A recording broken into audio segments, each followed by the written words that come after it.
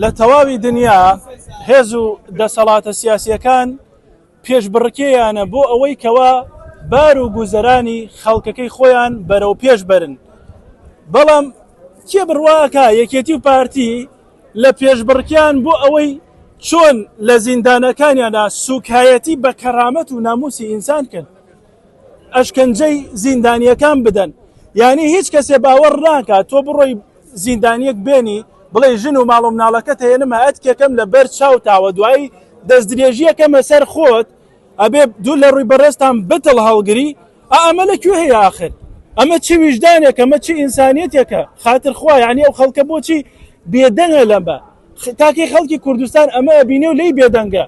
بۆیە ئێمە لێرە کۆبووینەتەوە هەمیشە دەنگمان دلێرە وەک ڕێکخراوی داکۆک و ڕۆژنامە نووسان و چالاکوانان و هەموو ئەندامان ئەلحەمدوللا بەو پەڕی گڕوتینەوە دەنگی دلێرمان هەمیشە دلێرە.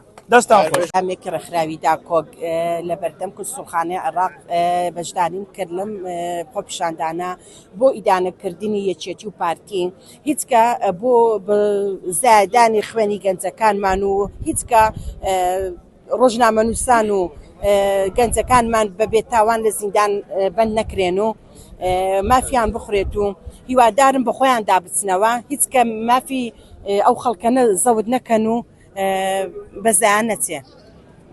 دەست خۆش بێت. تێکسەیری دۆخی زیندانەکانی هەرێمی کوردستان دەکەین.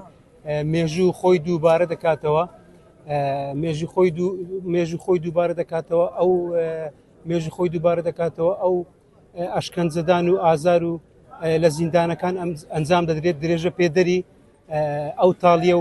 ئەو تاڵیە کە لە سەردەمی بەعزدا گەلەکەمان دەیسەشت.